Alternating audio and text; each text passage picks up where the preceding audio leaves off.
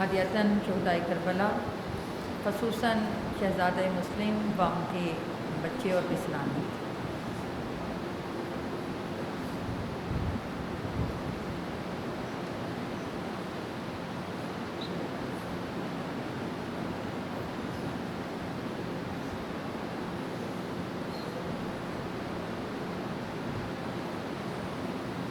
درود بر محمد علیہ۔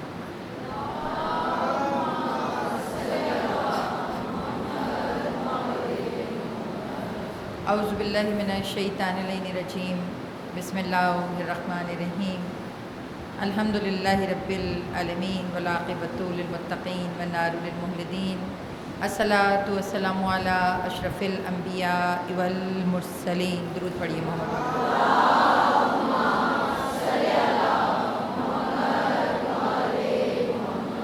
خیر المبشرین والمنذرین نبی المذنبین نبینا ابو القاسم محمد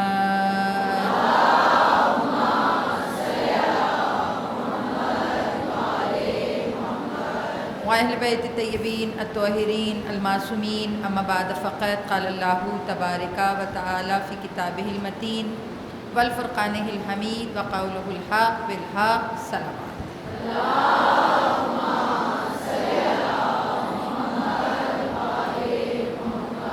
واجل فرجہم، مجلس کی قبولیت کے لیے، دعاؤں کی قبولیت کے لیے، تمام پڑھنے والوں، آنے والوں، عزاداروں، ماتمیان کی صحت و سلامتی کے لیے ایک مرتبہ بآواز بلند صلوات۔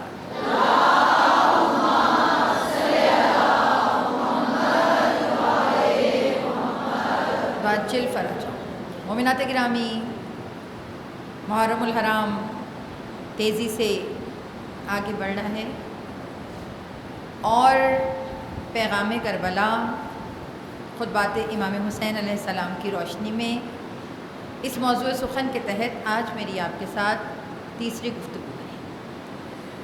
یہ وہ موضوع سخن ہے کہ جس پر ہم لوگ بہت کم گفتگو کرتے ہیں، یعنی کہ جو ہم امام حسین علیہ السلام سے واقف ہیں، جانتے ہیں، تو زیادہ تر تذکرہ ہم یا مدینے سے روانگی یا کربلا آمد یا مولا کی شہادت، ہم ان تمام پہلوؤں سے ناواقف ہیں کہ جو پہلو جان کر آپ کو سمجھ میں آئے گا کہ کربلا ہے کیا۔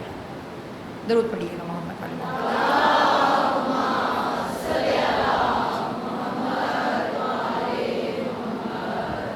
یعنی کہ سورہ مبارکہ کون سی تھی جس کو میں نے سرنامہ کلام بنایا تھا؟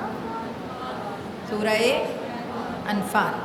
سورہ انفال کی آیت نمبر 24 ہمارا سرنامہ کلام ہے، اور جس میں پروردگار عالم ہر ایرے غیرے سے بات نہیں کر رہا، اللہ تعالیٰ بات کر رہا ہے مسلمانوں سے۔ یا ایھا الذین آمنو، اے وہ لوگوں، توجہ میری طرف رکھیے، اے وہ لوگوں جو کہ ایمان لے کر آئے۔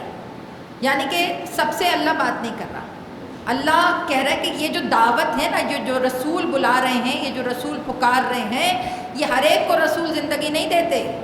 رسول سے زندگی لینے کے لیے ایمان کا قلب میں داخل ہونا ضروری ہے۔ جب تک ایمان قلب میں داخل نہ ہو تب تک زندگی نہیں ہے، اور اگر ایمان سے دل خالی ہے تو بدن چل رہا ہے مگر ضمیر مردہ ہے۔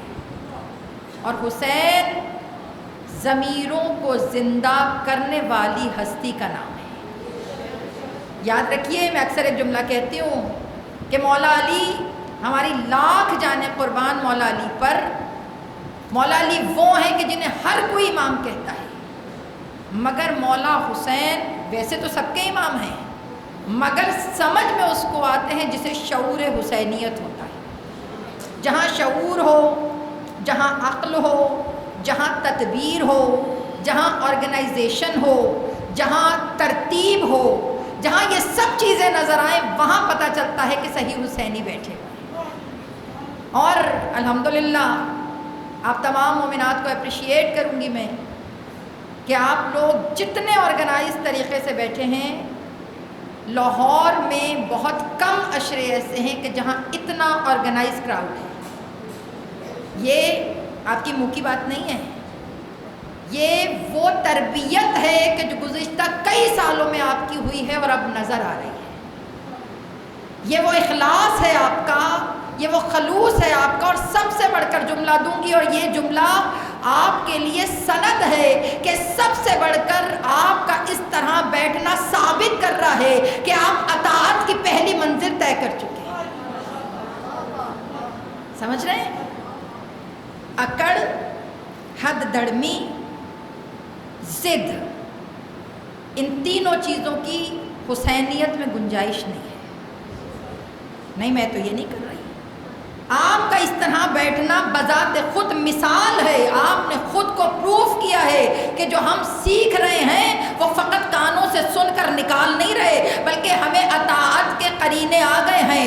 اگر رہبر معظم نے کہا ہے کہ کرونا میں مجلس ایسے ہونی ہے تو ہم کر کے بتائیں گے کہ رہبر ہم آپ کے کہنے پر ہیں. اگر آیت اللہ سیستانی نے کہا، یاد رکھیے گا مرتب ہمیشہ وہی کرتا ہے جو آپ کو زندگی دینا چاہتا ہے. جوش میں اور ہوش میں فرق ہے. جوش خطابت بہت آسان ہے، مگر ہوش میں رہنا بہت مشکل ہے. اور مجلس نام خرد کا نہیں ہے، بے ہوشی کا نہیں ہے. مجلس نام عقل مندی کا ہے. یہاں آ کر اگر شعور بلند نہ ہو تو فائدہ نہیں ہے. کل کی مجلس ذہنوں میں ہے آپ کے. مولا حسین کے در سے منسلک رہنے کے لیے آئے مبارکہ کہ اے میرے ایمان والوں، اے وہ لوگ جو ایمان لے کر آئے، رسول جب تمہیں دعوت دے تو اس پر لبیک کہو، اور جب وہ تمہیں پکارے تو اس کا پکارنا یحییکم تمہیں زندگی دیتا ہے، تمہارے لیے زندگی ہے. اور اس کے آگے میں نے آپ سے درخواست کی تھی کہ گھر میں جا کر اگلی آیت کا ترجمہ ضرور پڑھیے گا کہ جو تمہارے قلب اور روح کے چل رہا ہوتا ہے اللہ اس کو جانتا ہے. جو تمہاری سوچوں میں چل رہا ہوتا ہے اللہ اس کو جانتا ہے. اللہ دل کے اندر چھپے ہوئے ارادوں کو جانتا ہے. اور یاد رکھیے اللہ کہتا ہے جیسے میں ارادے جانتا ہوں نا، ویسے میں مودت بھی جانتا ہوں، ویسے میں محبت اہل بیت بھی جانتا ہوں. اور یہ مجلس عزا ہمیں زندہ رکھنے کا ذریعہ ہے. یہ ہم زندہ ہیں، ہم پروف کر رہے ہیں کہ ہم زندہ ہیں. ہمارے علماء جہاں کہیں گے کھڑے ہو جاؤ ہم ہو جائیں گے، جہاں کہیں گے لڑ جاؤ ہم لڑ جائیں گے. اب یہ جو آپ بیٹھے ہیں نا، اکثر لوگ، میں جیسے ماسک لگانے سے گھبراہٹ ہوتی ہے، بہت سے لوگوں کو ہوتی ہے، اس میں کوئی شک نہیں ہے. ہم لوگ عادی نہیں ہیں. میں اپنی بات کروں، میں تو اتنی عادی ہوں کہ ابھی میں اتارنا بھی بھول گئی تھی کہ لگا ہوا ہے. یعنی کہ صبح سے لگا کر رات کو جب 9 بجے گھر پہنچتے تب تک یہ لگا ہوتا ہے. ابھی میں اندر آپا سے کہہ رہی تھی کہ یہ اس کے لاسٹک سے مولا ہمارے کان کھینچتے ہیں جو پہلے نہیں کھینچے تھے. ہاں ظاہر ہے ویسے تو قابو نہیں آئے تو ہم اس طرح قابو آ گئے. تو بہرحال بات جو ہم کر رہے ہیں یہ دم گھٹتا ہے، سانس رکتی ہے. لیکن اگر آپ ایک مقصد سوچ لیں کہ یہ جو میں لگا کر بیٹھی مجھے اپنی زندگی کی پرواہ نہیں ہے، مولا میں تو قربان آپ پر 1,00,000 دفعہ 70 دفعہ میری جان قربان، لیکن مولا میں یہ ماسک لگا رہی ہوں دوسرے عزاداروں کی حفاظت کے لیے قربتاً اللہ. ادھر آپ کا ارادہ بدلا، ادھر آپ کی نیت بدلی. اگر یہاں سے وہاں تک جتنا مجمع بیٹھا ہے اللہ ہر عزادار کے عوض آپ کے نامہ اعمال میں نیکی لکھے گا، کیونکہ در حسین خیرات بانٹتا ہے. در حسین بانٹتا ہے. یہاں شعور بڑھتا ہے، اکڑ نہیں بڑھتی. یہاں عقل بڑھتی ہے، انا نہیں بڑھتی. یہاں بانٹنا بڑھتا ہے، چھیننا نہیں بڑھتا.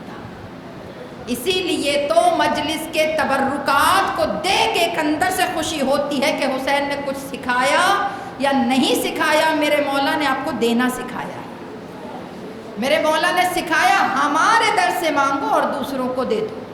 تو اب جو ہم گفتگو کر رہے ہیں، کل ہم نے دیکھا مولا حسین عام ہستی نہیں ہے، عطاؤں کا بادشاہ، کہ جس کی بات بات کے اندر، کہ جن کے لہجے کے اندر ترتیب بھی ہے، ترکیب بھی ہے اور تربیت بھی ہے. پتہ چلا کہ حسینی ہوتا ہی وہ ہے جو تربیت یافتہ ہوتا ہے. اب مولا پہنچ گئے ولید کے دربار میں. خطبہ کل ہم نے الحمدللہ سنا. خطبہ کمال تھا کہ جس میں اگلے کو پہچان بھی کروا دی اور اپنا تعارف بھی کروا دیا.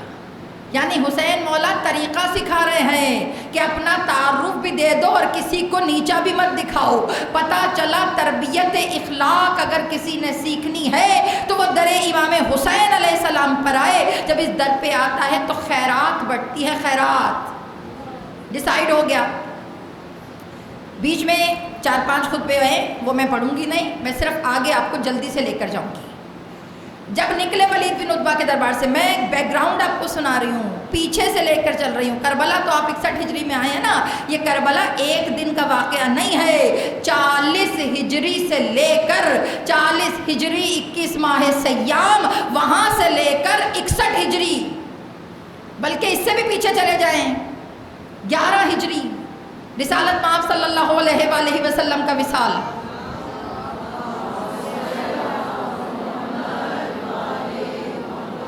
واجل فرجہم, یہ جب ان کی شہادت ہوئی ہے 11 ہجری میں, اس کے بعد ہی تیور بدلے ہیں, اس کے بعد ہی انداز بدلے ہیں. بہت معذرت کے ساتھ یہ جملے دے رہی ہوں, گھبرا کے نہ سنیے گا. تاریخ کے لیے ذہنوں کو تازہ رکھنا پڑتا ہے, اور میں بہت ادنا سی طالب علم ہوں, میرا تاریخ پہ عبور حاصل نہیں ہے. کتنے گھنٹے رٹا لگاتی ہوں, پھر آپ کو یہ پورا خطبہ امام حسین کا اور یہ واقعہ آپ کو سناتی ہوں کہ کہیں غلطی کا احتمال نہ ہو. تو اب جو جملے ہیں, ولید کے دربار سے نکلے تو ایک اور شخص مل گیا, مروان بن حکم. وہ مولا کا خیرخواہ بننے لگے. میں نے آپ کو کل 3 نام بتائے تھے جن کو خط کے لیے کہا گیا تھا کہ ان سے بیعت لینی ہے, سمجھ رہے ہیں؟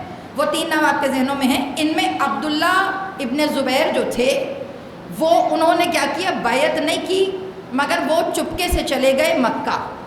یہ ذرا تھوڑا سا سنیے گا.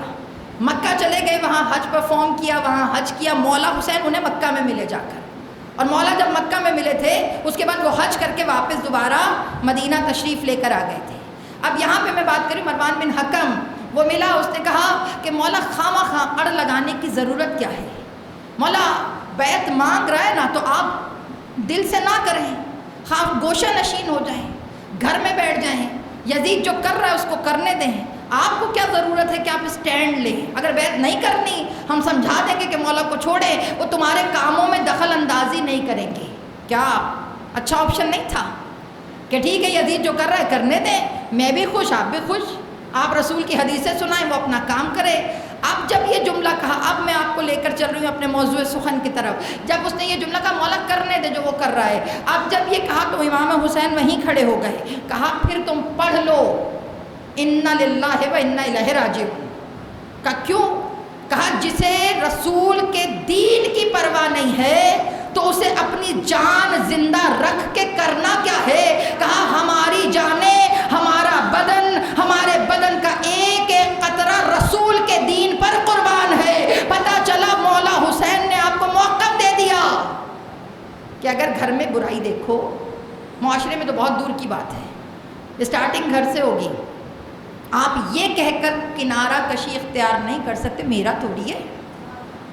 ہم لوگ اکثر کسی کا بچہ غلط کر رہا ہو, شکر ہے میرا ٹھیک ہے.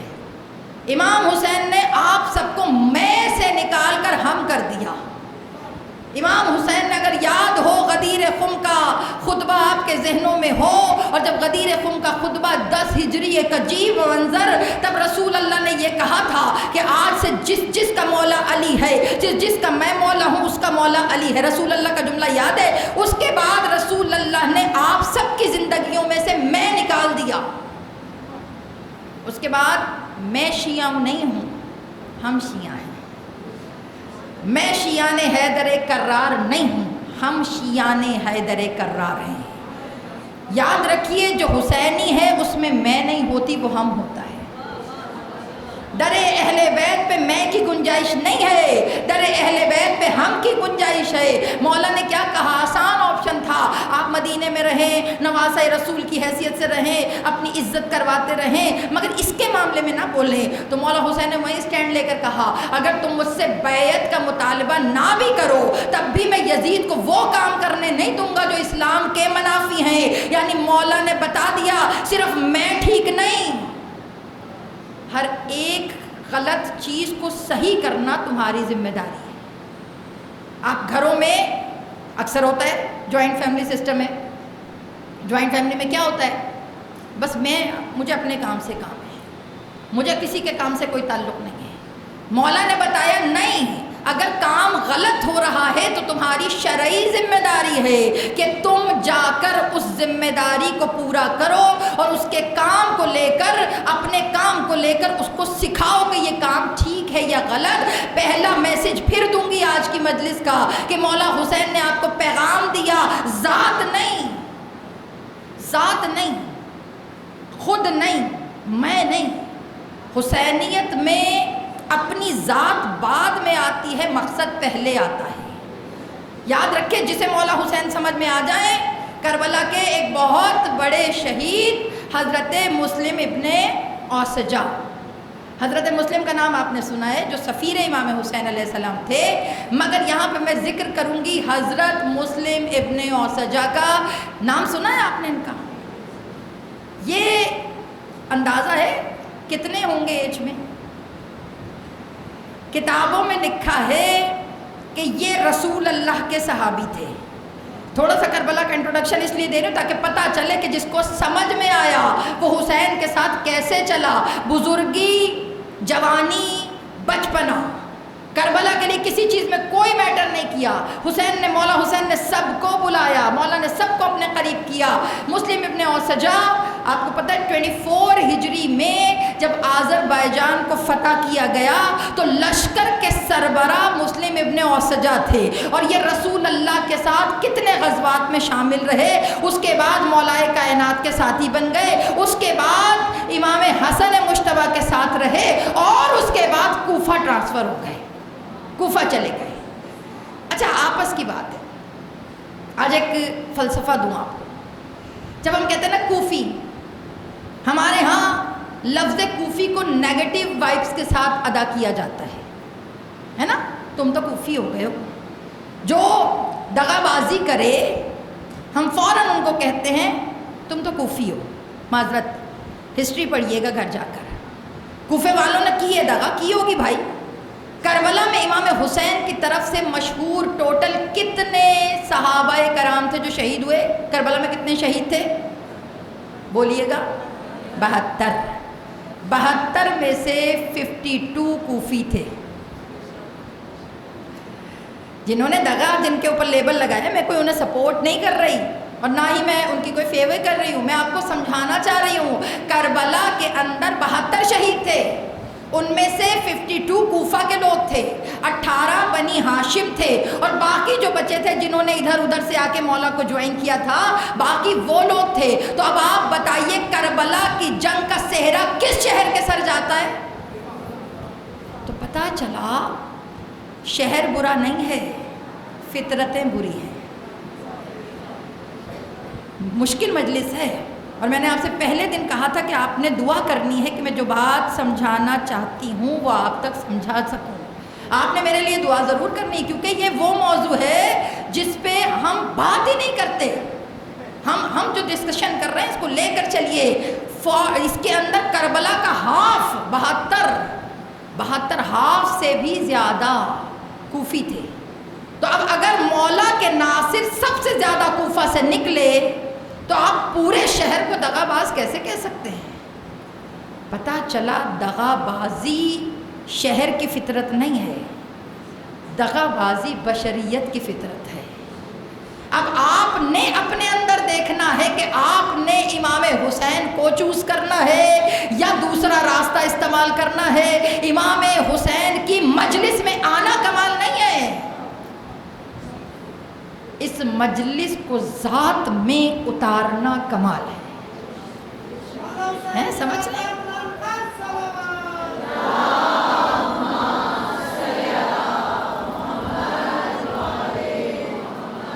موضوع ڈرائی تو نہیں ہو گیا, بہت خشک تو نہیں ہو گیا ہے؟ یہ جو مجلس ہے نا, میری بات کو سمجھے گا. آیت اللہ بہجت کا جملہ ہے. کسی نے پوچھا, آیت اللہ بہجت بہت بڑے عالم ہیں, آپ کو پتہ ہے میں ہمیشہ علماء کا تھوڑا تھوڑا انٹروڈکشن آپ سے ضرور کراتی ہوں. جو شیعت یہاں پہ آج پہنچی ہے یہ ایسے نہیں پہنچی. اس کے پیچھے علماء کے کتنے ریشے مبارک سفید ہوئے ہیں, کتنی داڑھیاں سفید ہوئی ہیں, تب آج آپ یہاں پر بیٹھے ہیں. آج آپ جو یہ شیعت کی کتابیں پڑھ رہے ہیں, یہ جو میں خطبے سنا رہی ہوں, ان خطبوں پہ احسان ہے آیت اللہ مرشی نجفی کا کہ جنہوں نے ہاتھوں سے کتابیں لکھ کر آپ کو ہدیہ کی ہیں. ان کے پاس پیسے نہیں ہوتے تھے کتابیں خریدیں, رات کو کتاب لے کر آتے تھے اور کتاب لا کر گلی میں لگے ہوئے دیے کی لائٹ کے اندر اس کو پورا ہاتھوں سے اتارتے تھے اور صبح جا کر وہ کتاب واپس کر دیتے تھے. لوگوں کے قضا روزے رکھتے تھے, لوگوں کی قضا نمازیں پڑھتے تھے, اور اس سے جو پیسے ملتے تھے اس سے کتابیں خرید کر اپنی لائبریری میں رکھتے تھے.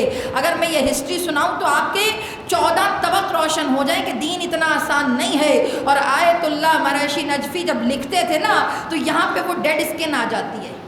آپ زیادہ پین پکڑیں تو ہارڈ ہو جاتا ہے نا یہاں سے. وہ اس کو ایک کٹر سے اتارتے تھے اور ایک بوتل میں رکھتے جاتے تھے چھوٹی سی, اور انہوں نے وصیت کی تھی کہ جب میں مروں, جب میں دنیا سے جاؤں تو یہ بوتل میری قبر میں رکھنا, کیونکہ یہ میری شفاعت کا ذریعہ ہے. اور ان کی وصیت تھی کہ جو مصلی میرا 70 سال جس پہ میں نے نماز شب قضا نہیں کی ہے وہ مصلی میری قبر کے اندر رکھنا.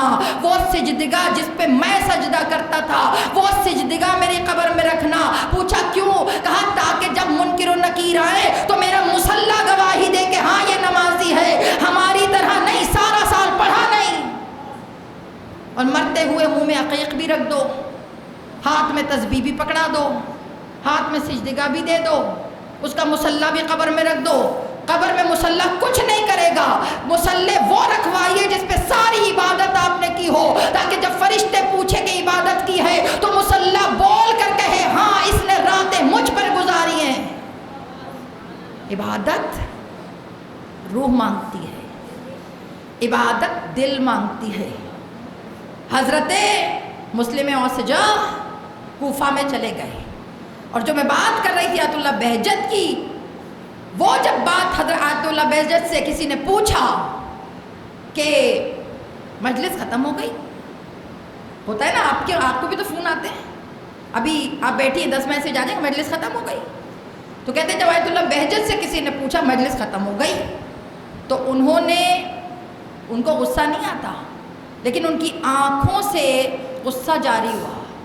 انہوں نے کہا کس میں جرت ہے کہ مجلس ختم کرے؟ کہ کیا مطلب؟ کہا یہ ذکر ہے, جو ذکر منبر سے اٹھتا ہے اور تمہارے کردار میں چلتا ہے. کہا اب تم پر واجب ہے جتنی دیر چاہو مجلس چلاتے رہو. کا مطلب کیا ہے؟ کہ جب تک عمل ہوتا رہے گا فرشتہ مجلس لکھتا رہے گا, جب تک مجلس ذات کا حصہ بنی رہے گی فرشتہ عزادار لکھے گا, جب تک نیک عمل کرتے رہو گے فرشتہ لکھے گا لکھو یہ صف عزا پہ بیٹھا ہوا ہے.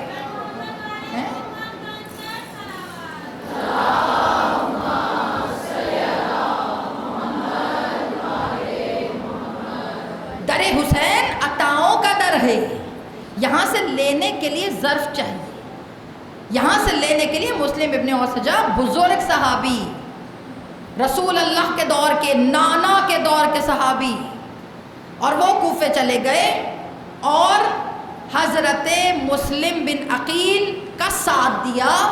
اور جب حضرت مسلم بن عقیل شہید ہو گئے تو مسلم بن اوسجا کربلا کے راستے کی طرف جہاں پہ امام حسین تھے, راستے میں امام حسین علیہ السلام سے مل لیے.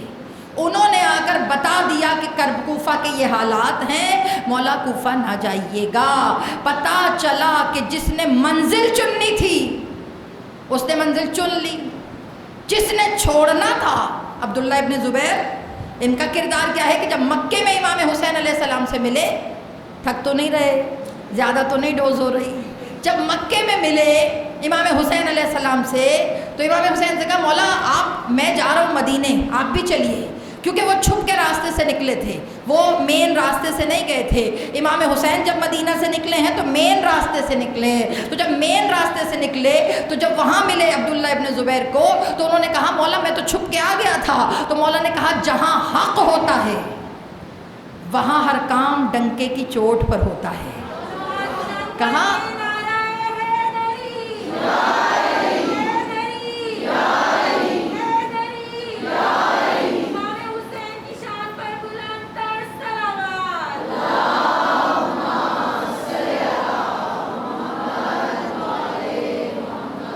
فرمایا جہاں حق ہوتا ہے وہاں ہر کام ڈنکے کی چوٹ پر ہے. وہاں پہ ہر کام سنا کر ہوتا ہے کہ حق. کہا اگر تم چھپ کے نکلے، اب نیت دیکھیے مولا نے کیسے پہچانی ہے. کہا اگر تم چھپ کے نکلے ہو اس کا مطلب یہ ہے کہ تم اپنے ارادے سے بدلنے والے ہو.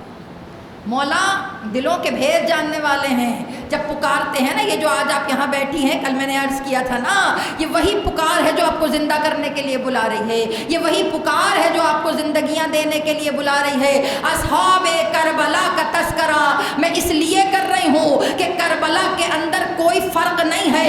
غلام بھی آئے تو حسین سینے سے لگاتے ہیں، بزرگ بھی آئے تو امام حسین سینے سے لگاتے ہیں. اور کتابوں میں لکھا ہے کہ جب عبداللہ ابن زبیر انہوں نے مولا سے کہا نہیں مولا ٹھیک ہے، مولا نے کہا میں تو پھر اب جا رہا ہوں، تم نے اگر میرے ساتھ چلنا ہے تو چلو، کیونکہ ہم دونوں مل کر قیام کریں گے اور ہم اس موقف پہ ڈٹے رہیں گے. تو انہوں نے کہا نہیں مولا میں مدینے چلا جاؤں گا، میں کسی کے کام میں کوئی انٹرفیئرنس نہیں کروں گا. اب کیا کیا انہوں نے؟ کتابوں میں لکھا ہے انہوں نے کہا مولا اپنا گریبان کھول دیجئے، میں اس سینہ مبارک کو بوسہ دینا چاہتا ہوں جس سینہ مبارک پر رسول اللہ کے لب لگے ہیں. انہوں نے رسول کی نسبت سے سینے پہ بوسہ دیا اور اس کے بعد مدینہ روانہ ہو گئے اور مدینے جا کر یزید کی بیعت بھی کر لی. تو پھر اس کے بعد مولا نے کہا اپنی صفوں کے اندر دیکھو کہیں کوئی ایسا تو نہیں ہے کہ جو نام حسین کا لے محبت رسول سے کرے اور حسین سے عقیدت رسول کے نام پہ کرے اور ساتھ یزیدوں کا دے. پتا چلا آج کے دور میں دشمن کی پہچان کے لیے کربلا کو سمجھنا ضروری ہے. اگر کربلا سمجھ میں نہ آئی، آپ نے دیکھا عقیدت مشکل ہے نا سوال، تھکیے گا نہیں، میرے ساتھ چلیے گا. یعنی کہ عقیدت بھی ہے، رسول کے نام پر محبت اور چوما بھی ہے، رسول کے نام پر امام حسین سے عقیدت بھی رکھی ہے. اور سپورٹ کس کو کیا جا کر؟ یزید کو. تو کہا وہ بھی ہمارا نہیں ہے کہ جو رسول سے عقیدت رکھ کر حسین سے عقیدت رکھے مگر ساتھ یزیدیت کا دے. کسی نے کہا اللہ رحم فرمائے مولا، اللہ نہ کرے ہم یزیدی ہو جائیں، اللہ نہ کرے ہم یزیدیت کا ساتھ دیں. تو اس کا ترجمہ آیت اللہ نے کیا، علماء نے کیا.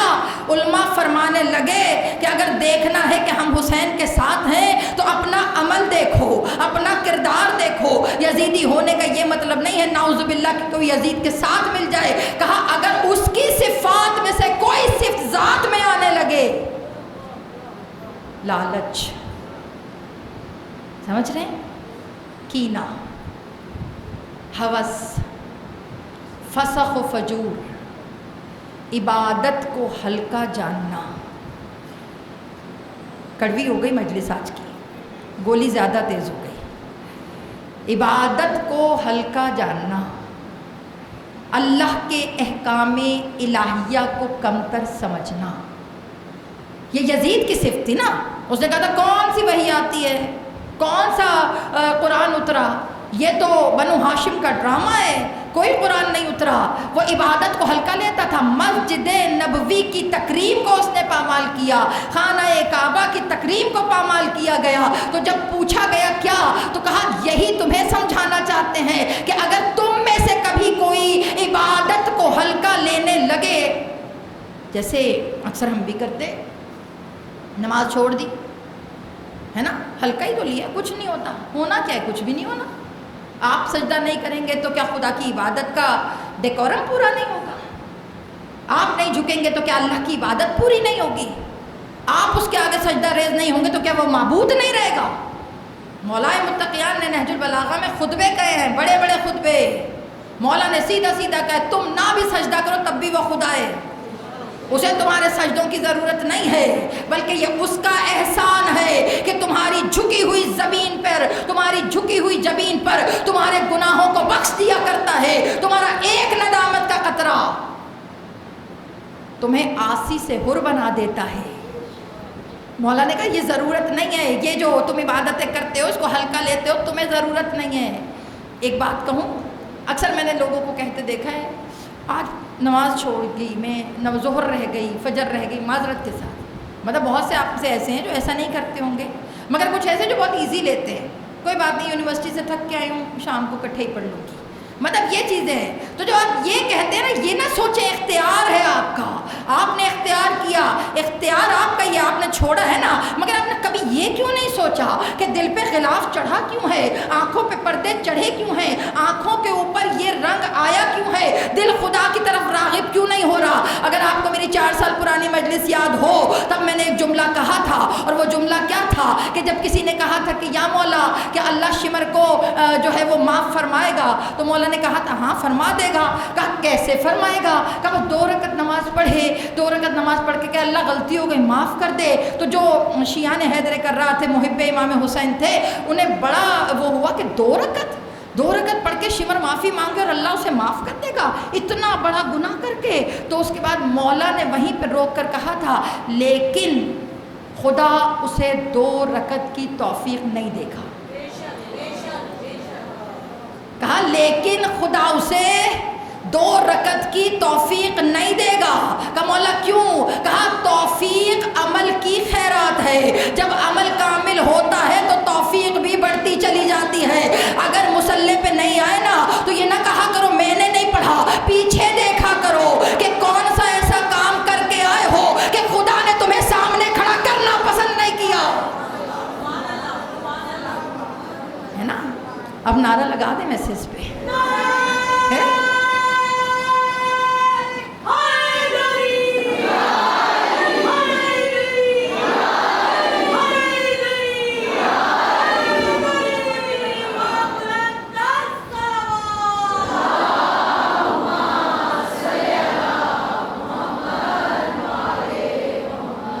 سمجھ رہے ہیں؟ اتنا سینہ چوڑا نہ کیا کیجیے میں نے نہیں پڑھی ہے، آپ کا اختیار نہیں ہے۔ یہ سوچئے کہ خدا نے سامنے کھڑا کرنا پسند نہیں کیا، پیچھے کیا کر کے آئی ہو، کس کا دل دکھا کے آئی ہو، کہاں پر اپنی حیا کے پردے اتار کر آئی ہو۔ معذرت، ہاتھ جڑے ہیں میرے، اگر میرے لفظ برے لگے تو مجھے یہیں پر معاف کر کے جائیے گا۔ کچھ چیزیں ہیں جو نماز کے لیے ضروری ہیں، کچھ چیزیں ہیں جو عبادت کے لیے ضروری ہیں، اگر نہیں ہوتی نا عبادت، اگر نہیں ہوتی تو یہ چوڑے ہو کے مت کہا کیجئے میں نے نہیں کی۔ اپنے دن کا محاسبہ کیا کیجئے کہ کیا ایسا کیا کہ خدا نے وہ تھوڑی سی توفیق بھی چھین لی۔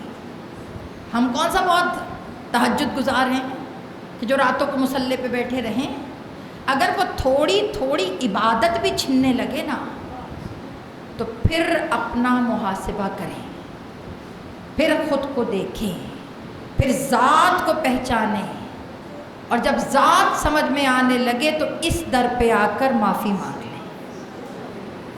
جب غلطیاں سمجھ میں آنے لگیں تو در حسین پر آ کر معافی مانگ لیں۔ یہ در معاف کرنے کا در ہے، یہاں خیرات بڑھتی ہے، خیرات، یہاں غلطیوں پر مواخذہ نہیں ہوتا، یہاں تو پوچھ کے پیچھے کیا کیا ہے، یہاں تو معاف کرتے ہیں، معاف۔ اب معاف کرنے کا ذکر آیا ہے تو معافی کی بات کروں اور حضرت حر کا تذکرہ نہ کروں؟ معافی کی بات قصد میرا تھا حضرت مسلم کے بچوں کا ذکر کرنا، مگر آج کا دن مخصوص دونوں سے ہے، چاہے حضرت حر کا کر دیجئے چاہے حضرت مسلم کے بچوں کا کر دیجئے۔ کل جناب زینب کے بچوں کے ساتھ بی بی رقیہ کو بھی ساتھ میں پرسا انشاءاللہ ہم دیں گے۔ معافی کا ذکر آئے اور حضرت حر کا ذکر نہ آئے تو کیسے ممکن ہے؟ میں نے آپ سے کہا نا کہ یہ مجلسیں ہمارے ارادوں سے نہیں چلتی، یہ پیچھے سے کوئی ٹیوننگ کرتا ہے کہ ذکر کس کا کرنا ہے۔ آپ کو پتہ ہے ہمارے بزرگ کہا کرتے تھے جب روز عاشوراء ہم حضرت شہدائے کربلا کی فاتحہ نظر کرتے تھے تو ہمارے بزرگ حضرت حر کی نظر علیحدہ کرواتے تھے. پوچھتے تھے کیوں حضرت حر کی علیحدہ کیوں؟ کہا کیونکہ حسین مولا فرماتے ہیں جو مجھ پر سلام بھیجے اور حر پہ نہ بھیجے مجھے اس کا سلام قبول نہیں ہے. جو میرے لیے کچھ کرے اور حضرت حر کے لیے نہ کرے، میں کہوں مولا آپ نے مسلم بن سجا کے لیے تو یہ جملہ نہیں کہا، آپ نے حبیب ابن مظاہر کے لیے تو نہیں کہا، یہ حضرت حر جو چند منٹوں پہلے آئے ہیں آپ نے ان کے لیے، دیکھیں میری بات یاد رکھیے گا تھوڑا سا حقیقت پسندی سے، مولا کے ساتھ 28 رجب سے لوگ تھے جو گھر چھوڑ کر آئے، جو مال و متاع ساتھ لے کر آئے، جو مولا کے ساتھ ہر منزل پر مولا کے فیصلے کے ساتھ چلتے رہے. اب مولا وہ 28 رجب والوں کو اہمیت نہیں ہے، چند گھنٹے بعد آنے والے کو سمجھیں، حسین کی کریمی کو سمجھیں. حضرت حر کا کمال کیا ہے، حضرت حر کون ہے؟ کہ یہی تو تمہیں سمجھانا ہے کہ جب کربلا کا دن کا آغاز ہوا تھا تو وہ حضرت حر نہیں تھے، مگر جب شام کو داخل ہوئے تو علیہ السلام ہو کر کربلا سے نکلے. اب اگر معافی کی بات ہو، حضرت حر 2 محرم کو ملے تھے نا، واقعہ آپ کے ذہنوں میں ہے، تیزی سے لے جاؤ. 2 محرم کو ملے تھے حضرت حر، رگام پکڑی مولا کو کھینچ کر، کیونکہ ان کی ڈیوٹی تھی کھینچ کر کربلا میں لانا کہ ان کو بیابان میں لے جانا جہاں پہ لوگ کوئی نہ ہو. حضرت حر کھینچ کر لے کر آئے. اب آپ سے سوال پوچھوں، جب وہ لگام کھینچ رہے تھے مولا نے جو ہے وہ پانی پلایا، جانوروں کو پانی پلایا، گھوڑوں کو، ان کے سب کو پانی پلا دیا. اس کے بعد جب حر نے لگام پکڑی تو حضرت امام حسین نے کہا حر تم نہیں جانتے میں کون ہوں؟ کہا جانتا ہوں. کہا پھر بھی جرت کہ تم میرے گھوڑے کی لگام پکڑ کر کھینچ کے لے کر جاؤ؟ کہا مجھے مولا حکم ملا ہے، مجھے بادشاہ کا حکم ہے، میں نے لے کر جانا ہے. تب مولا نے ایک جملہ کہا کہ حر تمہاری ماں تمہارے ماتم میں بیٹھے کہ تم شہید ہو، مطلب اس وقت تو شہادت نہیں کہی نا مولا نے. اب جناب حر کا جملہ سنیے، انہوں نے کہا مولا آپ نے مجھے کہا کہ تیری ماں تیرے ماتم میں بیٹھے، مگر میں تو آپ کو یہ جملہ بھی نہیں کہہ سکتا کیونکہ کہاں میری ماں کہاں آپ کی ماں. اور اس کے بعد حر کہتے ہیں مجھے وہ جملہ ہی مار گیا کہ حر تو ایک کنیز کا بیٹا ہو کے فاطمہ کے بیٹے سے لڑ گیا. دل بدلتے ہیں حسین کی بارگاہ میں آ کر، دل بدلتے ہیں مولا کی بارگاہ میں آ کر. اور مومنات گرامی کربلا پہنچے. میں یہاں پہ آپ سے ایک بات کروں، میں کہوں گی مولا حسین، آج میں وصیت مولا کی نکال کر لائی تھی جو مولا نے مدینے سے چلتے ہوئے کی تھی، مگر مجھے اندازہ ہی نہیں ہوتا، میرا ٹائم 30 منٹ ہوتا ہے، روزانہ 45 منٹ ہو جاتے ہیں. یہ بات جو ہے اس کو سمجھیے گا. جناب حر، میں مولا سے پوچھوں مولا 2 محرم کو جب یہ آپ کو ملے، مولا آپ کو نہیں پتا تھا یہ میرا ہے، اس نے کربلا میں میری طرف سے شہید ہونا ہے؟ مولا آپ وہیں سے پکڑتے اور پکڑ کر لے جاتے کہ حر تم تو میرے ساتھ ہو، تم ادھر کہاں کھڑے ہو، تمہارا نام کربلا کی لسٹ میں ہے. تو مولا آپ اس کو ساتھ لے جاتے. تو مولا نے وہیں پر کہا اگر میں اس دن حر کو لے جاتا تو تمہیں میری کریمی کا پتہ کیسے چلتا؟ ابھی حر اب گناہ گار تھوڑی ہے، ابھی حر خطا کار تھوڑی ہے، ابھی اس نے گناہ تھوڑی کیا ہے، ابھی بخش دیتا تو کون سا کمال ہے. میں تمہیں دکھانا چاہتا ہوں حسین اس ہستی کا نام ہے جو گناہوں کی آخری نہج پہ لا کر پلٹ دے، اسے حسین کہتے ہیں. شرمانا نہیں ہے، اس در پہ آ کر معافی مانگنی ہے، اس در پہ آ کر اقرار جرم کرنا ہے. گھبرانا نہیں، گھبرانا نہیں. حضرت حر کو جو بخش سکتا ہے، ایک جملہ دے رہی ہوں آپ کو، میں کہوں مولا وہ تو آپ کو لے کر آئے، ہم تو آپ کو رونے آتے ہیں. تو مولا کہیں گے نا کبھی آؤ تو صحیح، کبھی در پہ بیٹھ کے کہو تو صحیح. جب 7 محرم کا دن آیا، حر نے گشت شروع کیا. گشت کہتے ہیں خیمے کے پاس سے گزرے، خیمے سے آواز آئی الاتش، چچا سکینہ پیاسی ہے. کہتے ہیں 7 محرم کے بعد حر پھر پلٹ کر چلے گئے. 8 محرم کو پھر چکر لگا, دیکھا خیمے سے آوازیں بلند ہو رہی ہیں. عزاداروں جب 10 محرم کا دن آیا, خیمے سے بچوں کے سسکنے کی آوازیں ہلکی ہو گئی. اب آپ کے حوالے جملہ سنویں گے. حضرت حر نے اپنے بیٹے علی سے کہا, علی بن حر حضرت حر کے بیٹے, اپنے بیٹے سے کہا, بیٹا کاش اس دن حسین میرے گھوڑوں کو پانی نہ پلاتے, آج حسین کے بچے اس طرح پیاسے نہ رہتے. عزاداران امام اب آپ سنیے گا غربت. حضرت حر نے کیا کیا, اپنے ہاتھوں کو پس پشت باندھا, آنکھوں پہ پٹی باندھی, پٹی باندھ کر کہا, بیٹا میں حسین سے معافی مانگنے جا رہا ہوں. کا مشکل ہے وہ مجھے معاف کرے, مشکل ہے وہ مجھے معاف کرے, مگر میں معافی مانگنے جا رہا ہوں. عزاداروں ایک غلام کو ساتھ لیا. اس کے بعد جب غلام کو ساتھ لیا, اپنے بیٹے کو ساتھ لیا, جس چیز کے دل میں ندامت ہے آج حضرت حر کا واسطہ دے کر مولا کے سامنے اقرار جرم کیجئے گا. آج حضرت حر سے زیادہ ندامت پہ رو لو, آج اپنے گناہوں پہ رو کر کہو, مولا حضرت حر کی بخشش کا صدقہ مولا ہمیں بھی بخش دیجئے, مولا ہماری بھی بخشش کیجئے. ہاتھ بندے ہیں, ہاتھ بندے ہیں. چلے خیمہ امام حسین کی طرف. خیمے میں ہلچل مچی, حسین کے ناصر آ رہے ہیں. عاشورہ سمجھتی ہیں کہ جہاں لاکھوں لاکھوں کے لشکر آ رہے تھے نا یزید کے, وہاں حسین کا کوئی مددگار نہیں آ رہا تھا. ارے جیسے ہی کوئی مددگار آتا تھا نا, خیمے میں شور مچ جاتا تھا, حسین کا مددگار آ رہا ہے. اب آپ کے حوالے جملے جو جس طرح چاہے سنے. حر نے آنکھوں پہ پٹی باندھی تھی, اچانک بیٹے کی آواز آئی, اللہ اکبر. حر نے کہا کیا ہوا, کہا بابا سیدھے کھڑے ہو جائیے, اکبر آ رہے ہیں, بابا استقبال کے لیے اکبر آ رہے ہیں. آیا میرے کریم مولا, گناہگار کے استقبال کے لیے آپ اکبر کو بھیج رہے ہیں. عزاداروں اکبر آ رہے ہیں. حر نے سر جھکایا, کہاں میں, کہاں حسین کا شہزادہ, کہاں میں, کہاں شبیہ رسول. عزاداروں حر سر کو جھکائے, آہستہ آہستہ آگے بڑھے. اچانک پھر بیٹا چلایا. اب جو بیٹا چلایا نا تو کیا کہا, کہا اللہ اکبر. کہا اب کیا ہوا, کہا عباس آ رہے ہیں, آقا عباس آ رہے ہیں. کسی نے پوچھا عباس کیوں آئے ہیں, کہا وہ جو غلام آیا ہے اس کا استقبال کرنے. عزاداران ایمان, جو غلاموں کے استقبال کے لیے عباس کو بھیجے اسے حسین کہتے ہیں. عزاداران ایمان, اب جو عباس آئے, عباس نے غلام کو سینے سے لگایا. حضرت علی اکبر نے علی بن حر کو سینے سے لگایا. اب ہر ہاتھ بندھے ہوئے ہیں, حر سر جھکائے کھڑے ہیں. اچانک بیٹے نے کہا, بابا پٹی اتار دیجئے, بابا آنکھیں کھول لیجئے, بابا حسین آ رہے ہیں.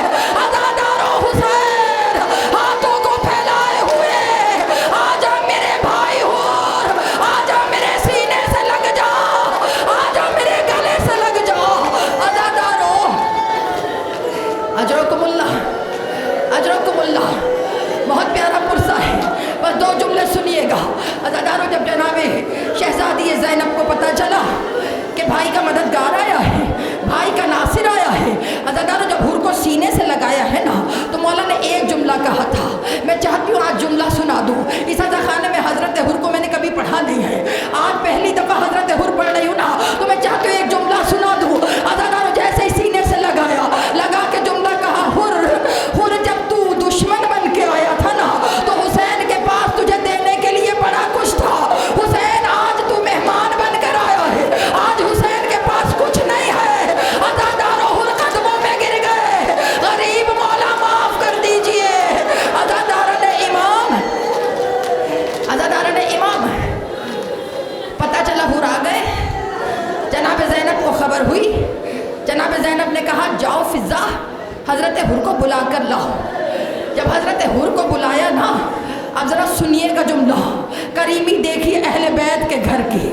جناب زینب خیمے کے پردے کے قریب آئی اور آ کر جملہ پتہ کیا کہا, بھیا حر زینب کا سلام.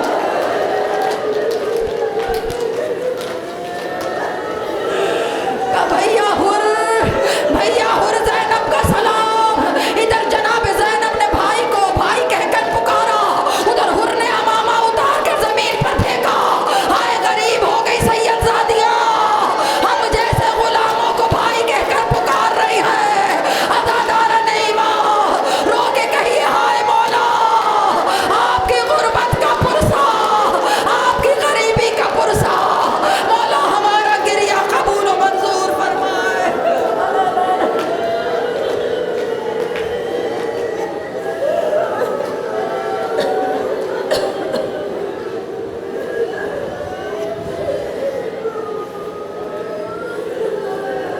अजरकुम अल्लाह।